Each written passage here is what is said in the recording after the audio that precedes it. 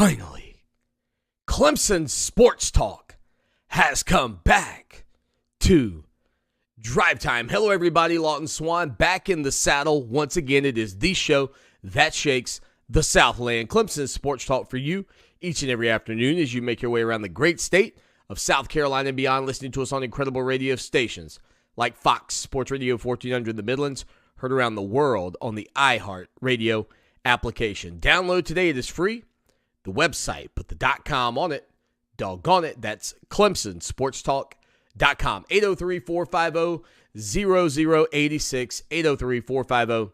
803-450-0086. Controversy still rules the day in the world of college football, while NIL and the transfer portal certainly have their place in the conversation, and maybe the eyes of Clemson Tiger Nation last night on Monday Night Football, seeing Trevor Lawrence get injured in the second half. We'll talk more about that. We have full coverage of it, though, on our website right now, ClemsonSportsTalk.com. ClemsonSportsTalk.com. All right, let's start, though, still with the conversations around the world of college football, and more specifically the college football playoff and the decision to keep the Florida State Seminoles out. Now, I said here on the program yesterday, I have no love lost for Florida State. Look, when they are your rival in the conference, when you travel down there during the COVID season, you have one kid test positive for COVID, everybody else is negative, you send the COVID positive kid home, but Florida State still refuses to play.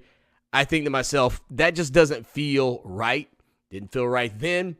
Certainly, I was a guy that believed, hey, look, you got to trust the test. You got to trust the test. Well, the Seminoles and Mike Norvell didn't. I think what they were trying to avoid was a beatdown at the hands of the Clemson Tigers, probably eerily similar to the one they had gotten a couple of years prior down in Tallahassee.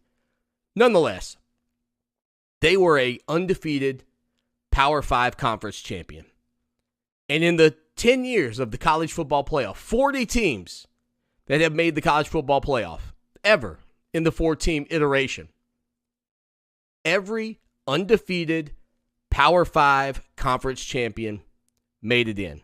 And there's a certain distinction for earning that opportunity, for going out on the field and winning every single game, regardless of injuries, regardless of the circumstance. The Noles went out and got the JOBDONE, the job done. And you don't have to like them. You don't have to support them. You don't have to root for them. As a matter of fact, you could root against them in the college football playoff if they were there. But the logic and reasoning behind sliding Alabama in just blows my mind in a multitude of ways. Because I think about what we said here on the program yesterday. You might recall, I posed a question, or I asked about the fact that, when you look at Florida State, they are an underdog to the Georgia Bulldogs in the Orange Bowl. It doesn't mean that Georgia's going to win the game, although the two-time defending national champions would certainly likely win the ball game, depending on the transfer portal and defections. I think we can be honest about that as well. But Florida State is 5th above Georgia. And I can't think of a logical reason why, if you honestly believe that Alabama is not only more deserving of the 4th spot, but better than Florida State to be in that 4th spot, that you wouldn't also feel the same way about the Georgia Bulldogs. Why aren't the Georgia Bulldogs sitting at number 5 ahead of Florida State? Well, Florida State, Swanee, won a conference title. And so by virtue of that, they get a little bump. And because Alabama won a conference title, by virtue of that, they get a little bump. And because Texas beat Alabama and won a conference title, they get a little bump. On up to the undefeated Washington and the undefeated Michigan. But none of that makes any sense. None of it. When you refuse to put Georgia ahead of Florida State as well. If losing Jordan Travis was so detrimental to the Seminoles, that you didn't think they were worthy of getting into the college football playoff, why not put them at 6th or 7th and really state your case that we appreciate you going undefeated? We know this is the first time we've ever seen this happen where the number, an undefeated Power 5 conference champion is not getting in. We get all of that, Florida State, but we don't think you're worthy without your quarterback. And if you're thinking, Swanee, well, has that ever happened before? Yeah, as a matter of fact, it did. Back in 2014, when the 4th-seeded Ohio State Buckeyes went out and won the college football playoff national champion with a 3rd-string quarterback. Now, what I saw from Brock Glenn in Charlotte at the ACC championship game did not make me believe that Florida State could win with Glenn at quarterback. But I do think defensively, against Michigan, Florida State would have held their own based off of the way Michigan looked against Iowa, and quite frankly, the way Michigan looked offensively in a lot of games against better defenses. Yeah, I think they could have stayed in that ball game. But the key thing is, Brock Glenn wasn't going to have to play. Tate Rodemaker, Rosenbagger, Gardenhoser was going to be the quarterback as long as he recovers from the concussion protocol, which I assume he absolutely will or would have. And so in that circumstance and in that moment, what we're talking about is a completely different Florida State team than you saw at the ACC championship. And that was reflected in the comments that were put out by Jordan Travis, Florida State quarterback, who said, I wish I had gotten hurt earlier in the season so that you could have seen, what this team could be. Think about that for a second. We took a team, well, I didn't, you didn't, but the committee took a team that did everything they could possibly do at the highest level. Right? This is not a group of 5 team that's undefeated like UCF that you left out of the college football playoff a couple of years ago. You could look at Texas and say, well, guys, you lost to Oklahoma. You could look at Alabama and say, well, guys, you lost to Texas. You had your chance to get into the college football playoff, but you didn't win all of your games, and that leaves something to be desired. That leaves something out there in the open for the college football playoff committee to judge you on, to take away some credit from you, or whatever they want to do, however you want to slice it up. But all Florida State did was play every team in front of them, including LSU out of the SEC, including Florida with a backup quarterback. They had a backup quarterback against the Gators in the swamp and still came out on top. And if you talk about skill position players in this game, Florida State likely has the top 2 with their 2 wide receivers who are unbelievable. And had they made more plays, because there were some drops in that game against Louisville in the ACC championship game, where if those players make a couple of plays, Keon Coleman, if you help out your backup's backup a little bit, then maybe the evaluation that everybody had of Florida State's offense would have been good enough to give them a chance to be in the college football playoff. But even without all of that, to me, what happened to the Noles was just flat out wrong. Because you can only play the games on your schedule. The only circumstance in which a situation like this should have occurred in the 4-team college football playoff era, which thankfully is over. More on that in a minute. 803-450-0086. Follow us on TikTok. Follow us on Facebook, Twitter. I do not call it X. You can call it what you want, but I like to tweet and retweet. I still have TweetDeck. That's built by X, so I'm calling it Twitter. But the only way this should have ever happened in a 4-team college football playoff would have been if there were 5 Power 5 undefeateds.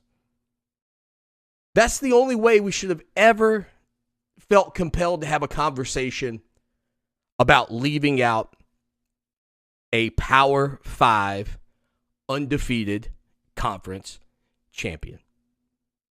That's the only way. Otherwise, it shouldn't even be on the table for discussion. Because the Seminoles, with or without their starting quarterback, won every game they needed to win and every game that they could possibly win. You know who didn't do that? Alabama, the team that's sitting in the college football playoff. Now, one of the funniest memes, GIFs, whatever you want to call it, that I've seen go around as of late is a photo of Jim Harbaugh on the sidelines. Now, remember what I said to you when Michigan, and I don't deny this. Here's what I will say, because some of you are probably going, yeah, but don't you think Alabama's the better team than Florida State? They probably are. They probably are the better team. They'd probably beat them if they played them right now. I don't disagree with that. But the thing about it is, Florida State doesn't have to play Alabama.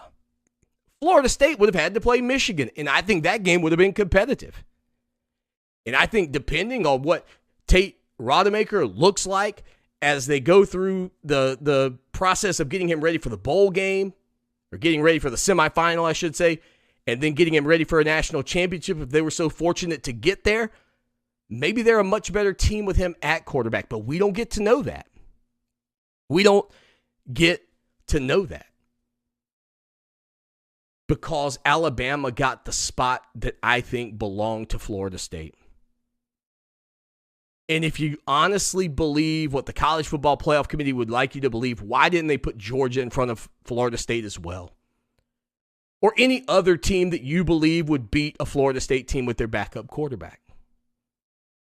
Because isn't that what you basically said to justify Florida State not being in?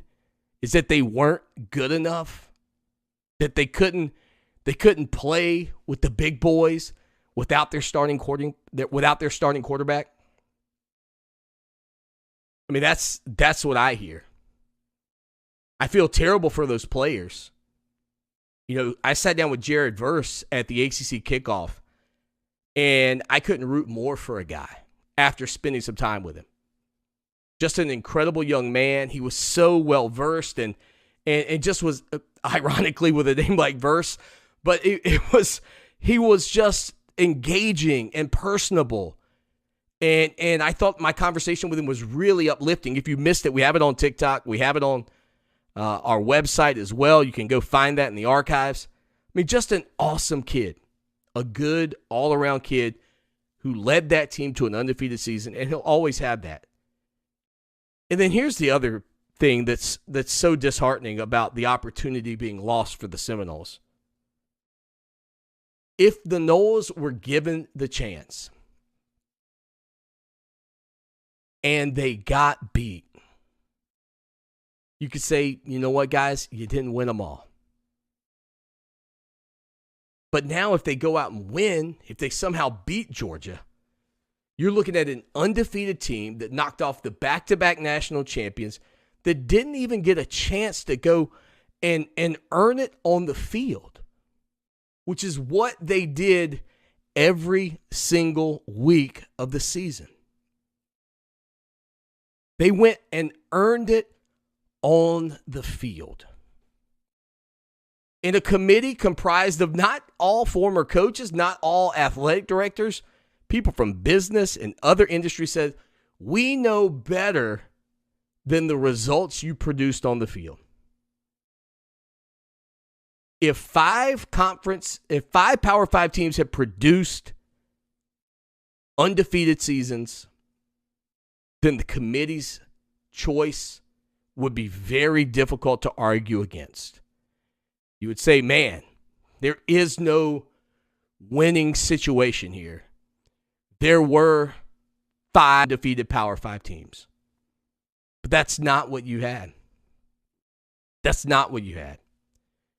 You had 3 undefeated Power 5 teams with 4 slots available.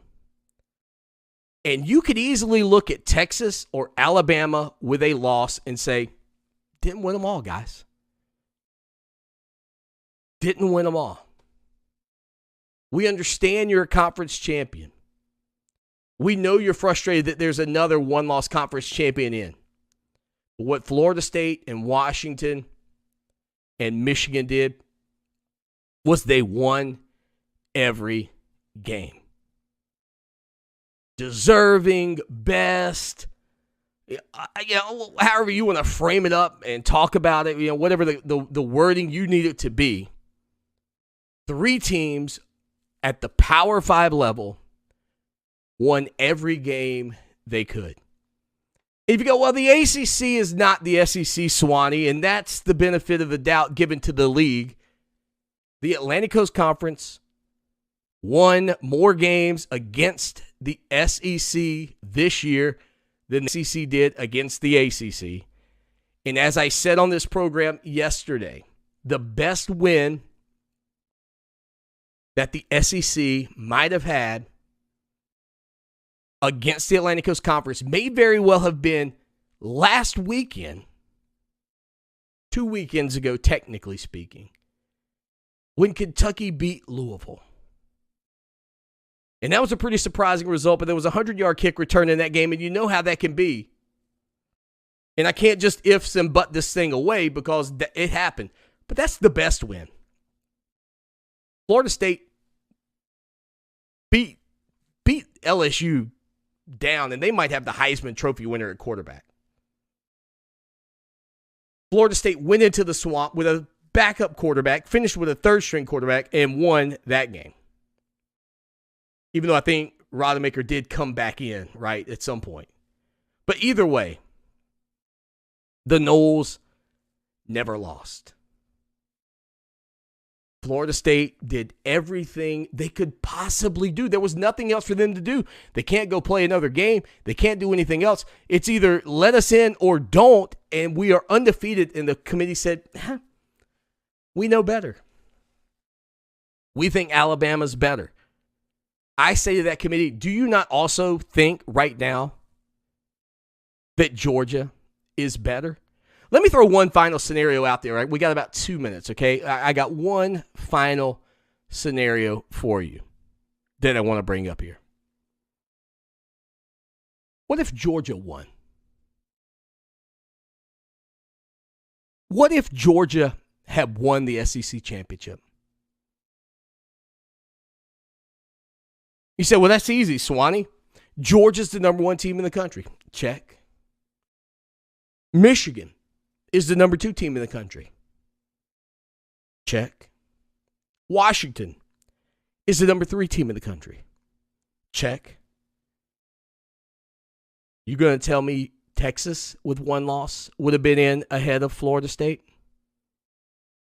I don't believe you. I don't believe you. I think Florida State would have been in at 4. And then I'll ask you this.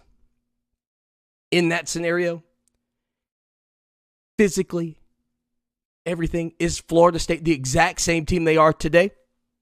Indeed, they are. And let me ask you this. Physically, is Alabama the exact same team they are today? Yes. In that scenario, not only do I think Florida State would have been in, I think they would have been ranked ahead of Alabama for sure because the Crimson Tide would have had their second loss. But the Noles would have been playing. And it's the exact same teams as we have today in terms of the composition of the. And in one scenario, the Noles were out. In the other, the Noles were in. When we get back, Big Trev, the Giant Killer, injured. We'll update you on